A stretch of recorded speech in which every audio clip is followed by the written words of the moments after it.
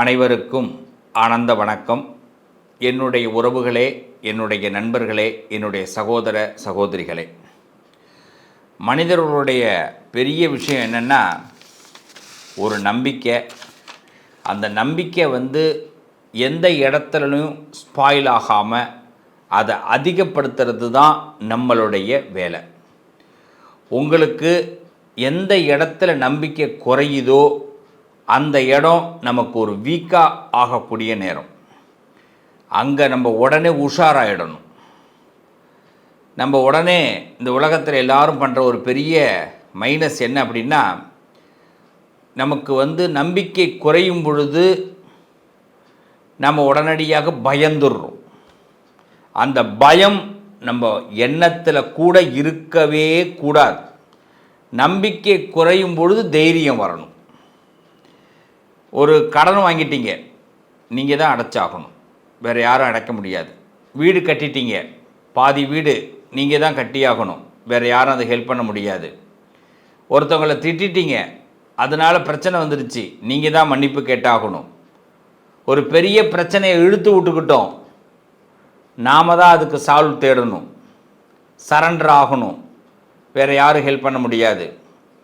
இது எல்லாமே நமக்கு தெரியும்.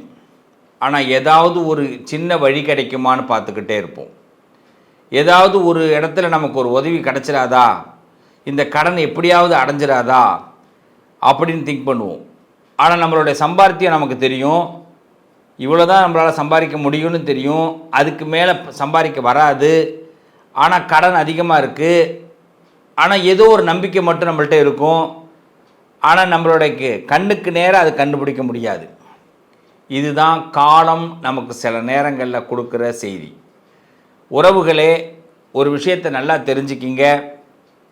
நமக்கு யாருமே மிகப்பெரிய சங்கடத்தை கொடுக்குறாங்க அப்படின்னா அதில் நல்ல ஒரு பாடம் இருக்குது அப்படின்னு அர்த்தம். முதல்ல நம்ம வீட்டில் இருக்கிறவங்க நமக்கு ஒரு பெரிய சங்கடத்தை கொடுப்பாங்க. அவங்களே நம்மளை சிரமப்படுத்துவாங்க, வருத்தப்படுத்துவாங்க. அதில் தான் நம்ம முதல்ல கற்றுக்கணும். அப்புறம் நம்ம சந்திக்கக்கூடிய எதிர் வாழ்க்கை, பொதுமக்களை, நம்ம வேலை பார்க்குற இடம், நம்ம தொழில் பண்ணுற இடம், இதில் சில அனுபவங்கள் கிடைக்கும். அவர்கள் நமக்கு சில விஷயங்களை சொல்லி கொடுப்பாங்க. இதை தாண்டி நம்மளால் நம்ம கொஞ்சம் இரக்க குணப்படுவோம் இல்லையா, பாவ குணப்படுவோம் இல்லையா, யார் சொல்கிறதையும் கேட்காம நாமளே ஒரு முடிவெடுப்போம் இல்லையா, அதெல்லாம் சரியாயிடும்னு அதுக்கு ஏற்படுற தண்டனை. ஸோ இப்போ 3 வகையில் நம்மளுடைய வாழ்க்கை மிஸ் ஆகுது. குடும்பத்தோட பேச்சை கேட்காம போனாலும் ப்ராப்ளம் ஏற்படுது. வேலை தொழிலில் அவர்களுடைய நிலைப்பாடுகளை புரிஞ்சிக்காமல் போனாலும் ப்ராப்ளம் ஏற்படுது. கடைசியில் நம்மளுடைய இரக்க குணத்தினால, பாவம் பார்க்கக்கூடிய குணத்தினால பல பிரச்சனைகளையும் சந்திக்கிறோம். ஆக தீர்வுங்கிறது எங்கடா இருக்குன்னா எங்கேயுமே கிடைக்க மாட்டேங்குது. ஆனாலும் மனசு நம்புது ஏதாவது ஒரு இடத்துல ஒரு தீர்வை கொடுத்துரும் அப்படின்னு. என் உறவுகளுக்கு தீர்வு கொடுக்கிற நேரம் இது. இந்த தீர்வு கண்டிப்பாக உங்கள் வாழ்க்கையில் பெரிய மாற்றத்தை நிச்சயமாக ஏற்படுத்தும். வாங்க, ஒவ்வொருத்தவங்களை பற்றியும் அழகாக தீர்வு மட்டும் பேசுவோம். நாம் ஒரு விஷயம் வேண்டான்னு சொல்லி ஒதுங்கினாலும் யார் விடுறா? நிறைய இடத்துல ஒதுங்கி போகிற நினைக்கக்கூடிய கடகராசியை யாரும் ஒதுக்க மாட்டாங்க. கடகம் இல்லைன்னா அந்த இடமே சிறப்பாக இருக்காதுன்னு அவங்க பிளான் பண்ணிடுவாங்க. அதனால தான் நிறைய நேரத்தில் கடகராசிகள் சில விஷயத்துக்கு இழுக்கப்படுவார்கள். அதனால் நம்மளை யாரும் நீங்கள் ஒதுங்கி போனீங்கன்னா விடமாட்டாங்க, உங்களை வச்சு தான் அரசியலே பண்ணுவாங்க. அப்போ கடகராசிங்கிறது ஒரு மெயின் பாக்ஸ் மாதிரி. ஒரு வீட்டில் ஒரு மெயின் பாக்ஸ் இருக்கும்ல, அது மாதிரி. அப்படிப்பட்ட கடகராசிக்கு எப்பயாவது விளம்பரம் தேடணும்னு நினைக்க வேண்டிய அவசியம் இல்லை. உங்களை வச்சு பல பேர் விளம்பரம் தேடிப்பாங்க. அப்போ விளம்பரத்திற்கு நீங்கள் காரணமாக இருக்கீங்க. இந்த நேரத்தில் தான் நீங்கள் ஒரு சூட்சமத்தை புரிஞ்சுக்கணும்.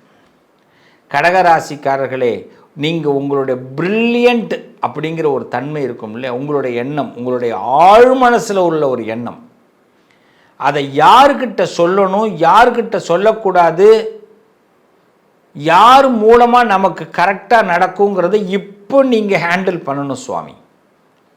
அதை விடுத்து சொல்லக்கூடாத இடத்துல சொல்லவும் கூடாது, கேட்கக்கூடாத பேச்சை கேட்கவும் கூடாது. இப்போ உங்கள் ஆழ் மனசை சுத்தமாக நீங்கள் என்ன பண்ணணும், நம்ப ஆரம்பிக்கணும். அது என்ன சொல்லுதோ அதை கேட்க ஆரம்பிக்கணும். மனுஷன் சொல்கிற பேச்சை இப்போ கேட்காதீங்க. ஆண்டவன் ஆழ் மனசிலிருந்து பேசுவான். ஆழ் மனசுனா என்ன, அதை முதல்ல தெரிஞ்சுக்கணும். இந்த நேரத்தில் கடவுள் என்ன பண்ணுவார், உங்களுடைய சப்கான்ஷியஸ் மைண்டில் உனக்கு இது உண்மையிலே செட் ஆகாதுப்பா பாப்பா, இது உண்மையிலே இது வராது பாப்பா, இந்த இடத்த நீ இப்படி கொண்டு வரணும் பாப்பான்னு ஆண்டவனே சொல்லுவார். இல்லை இவங்கக்கிட்ட இப்படி பேசு பாப்பான்னு. ஆனால் அந்த ஈகோன்னு ஒன்று வரும், அது என்ன பண்ணும், பேச விடாது. ஈகோன்னு ஒரு பக்கம் வர்றது ஒரு பக்கம், இன்னொருத்தன் பக்கத்தில் வருவான், நீங்கள் எல்லாம் அப்படி போகக்கூடாது அப்படின்னுவான், ரொம்ப அருமையாக அக்கறையாக. இவன் பேச்சு வேத வாக்காக இருக்கும். நமக்கு வேதம் என்றைக்குமே தப்பு பண்ணாது, வேதம் என்றைக்கும் பொய் சொல்லாது, வேதம் நம்மளை என்றைக்குமே கீழே இறக்காது. ஆனால் இவன் வார்த்தையை வேத வாக்காக நம்ம எடுத்துக்கக்கூடாது. வார்த்தையை புரியுங்க, வேதம் எப்படிப்பட்டது, யாரோ ஒருத்தன் சொல்கிறது வேத வாக்குன்னு எப்படி எடுத்துக்கிறது? அதுவும் எப்படி சொல்கிறான், உங்களை ஒன்று பிரச்சனையிலேருந்து வெளியில் வரத்துக்கு ஐடியா கொடுக்குற மாதிரி என்ன பண்ணுவான்னா, ஒதுங்கி போகணும் உங்களுக்கு ஐடியா கொடுப்பான். இல்லைன்னா எவனாக இருந்தாலும் பார்க்கலாமா, எவனாக இருந்தாலும் பார்க்கலாமா, எவனாக இருந்தாலும் பார்க்கலாமா அப்படின்னு ஐடியா கொடுப்பான். இது ரெண்டுமே ஆபத்து. வேதம் அந்த வார்த்தையை சொல்லாது. வேதத்தோடைய அர்த்தம் என்ன, யோசிச்சுட்டு செய், சிந்தனை செய் மனமே மனமே, அவ்வளோதான். இதான் வேத வாக்கு. இப்போ யார் எது சொன்னாலும் கடகராசிக்காரர்கள் சிந்தனை செய்ய வேண்டும். சிந்தனை பண்ணிட்டீங்கன்னா நீங்கள் தான் சூப்பர் ஸ்டார். போகிற கணக்கு உங்களுக்கு தான் சக்ஸஸ். சுக்கிரன் உங்களுக்கு தான் பல சூட்சமங்களை வெற்றியை கொடுக்க போகிறார். இதுக்கு ஒரே ஒரு விஷயம், உங்கள் ரகசியம் பரம ரகசியமாக இருக்கட்டும். ஒரு கிஃப்ட் கொடுக்கறதா இருக்கட்டும், ஒரு விஷயத்தை வாங்கி கொடுக்கறதா இருக்கட்டும், நீங்கள் யோசிக்கிறதா மட்டுமே இருக்கட்டும். ஆனால் அதில் எல்லாரும் நல்லா இருக்கணுங்கிறத விட பெஸ்ட் ஐடியா ஒன்று வரும் பாருங்க, அதை செய்யுங்க. அதில் சில நேரங்களில் என்ன ஆகும், சில பேர் தான் நல்லா இருக்க முடியும் அப்படிங்கிற மாதிரி வரும், அதையும் ஓகே பண்ணுங்க. கடகராசிக்காரர்கள் மட்டும் எல்லாரையும் திருப்திப்படுத்திடலான்னு நினைக்காதீங்க பிள்ளைங்களா. அங்கே தான் நீங்கள் நிறையா இடத்துல மிஸ்டேக் ஆகுது. ஒரு சிலரை தான் உலகத்தில் திருப்திப்படுத்த முடியும், ஒரு சிலர்களை நம்ம எதிர்த்துக்கிட்டு தான் இருக்கணும். எதிரி இல்லாத உலகத்தை பார்க்கவே முடியாது. எதிரி இருப்பான், எதிரி இருக்க தான் நமக்கு ஏற்றம் இருக்கும். துரோகி இருப்பான், துரோகி இருக்க தான் நம்ம வாழ்க்கையில் பிரச்சனைகளை தூக்கி எறிஞ்சிட்டு நம்ம தூரத்துக்கு போயிட்டே இருக்கலாம். துரோகி இல்லைன்னா என்ன ஆகும், குண்டாஞ்சட்டிலே குதிரை ஓட்டணும்னு சொல்லுவாங்க, தமிழில் சொல்கிற வார்த்தை. ஒரு சட்டிக்குள்ளேயே குதிரை ஓட்டுறது, வெளியிலே போக முடியாது. தவக்கலை கதை தான், நம்மளை முன்னேற விட மாட்டாங்க. அப்போ கடகராசிக்காரர்களுக்கு துரோகியோ எதிரியோ எவன் இருந்தாலும் அவனை பற்றி இப்போ கவலைப்படக்கூடாது. நான் நினைக்கிறேன் இது எனக்கு சரியாக இருக்குது, இந்த ஒரு எண்ணம் எனக்கு வாழ்க்கையை உயர்த்துன்னு நீங்கள் நம்பணும். இந்த ஒரு நபர் தான் உங்கள் வாழ்க்கையை மாற்றுவாங்க. இதுக்கு யாரோ ஒருத்தவங்க ஹெல்ப் பண்ண போகிறாங்க. ஒரு குருவாக இருக்கலாம், தெரிஞ்சவங்களாக இருக்கலாம். உங்கள் மனசில் இதை எப்படா செய்யலான்னு யோசிக்கிறீங்க, செய்யடாப்படா அப்படின்னு சொல்லக்கூடியதாக இருக்கும். அபிராமி பட்டர் தியானத்தில் இருக்கார். சரபோஜி மன்னர் கேட்குறாரு, இது மாதிரி இன்றைக்கி அமாவாசையான்னு கேட்குறாரு. இல்லை இன்றைக்கி பௌர்ணமி அப்படின்னோடனே இது பௌர்ணமி தெரியுமா அப்படின்னு கேட்குறாரு. அவர் முதல்ல தெரியுங்கிறாரு.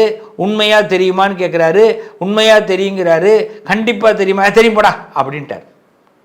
ஒரு ராஜாவையே போடான்ட்டார். இது நடந்தது. ஏன்னா அவ்வளோ நம்பிக்கை. இந்த நம்பிக்கை தான் கடகத்துடைய பலம். வேற யார் பேச்சையும் நம்பாதீங்க, உங்களை நம்புங்க. இந்த நேரத்தில் கடகராசிக்காரர்கள் முருகப்பெருமானை மனசார கையில் வச்சுக்கோங்க. இந்த மார்ச் ஏப்ரலில் பல அற்புதங்கள் நடக்க போகுது. நீங்கள் போடுற கணக்கு கரெக்டாக போகுது. ஆனால் இன்னொருத்தவங்க உள்ளே வந்தாங்கன்னா குழப்பத்தை ஏற்படுத்துவாங்க. எல்லாரையும் சமாளிக்கிற ஆற்றலை ஏற்படுத்திங்க. கடகராசிக்காரர்களே, எல்லையை தொடுற நேரம், எல்லையை மீறுற நேரம் இல்லை. நல்லது நடக்கும். உங்கள் அதிர்ஷ்டத்திற்கான தீர்வு: கல்வி, பதவி, யோகம், தொழில் வளர்ச்சி பெறுக. ஜாதகம், வாஸ்து, திருமண பொருத்தம் பார்க்கவும், பிரசன்னம் கேட்கவும். Positive lion doctor Sivasri Manikanda Sivam. தொடர்பு கொள்ள வேண்டிய வாட்ஸ்அப் எண் 7904137178.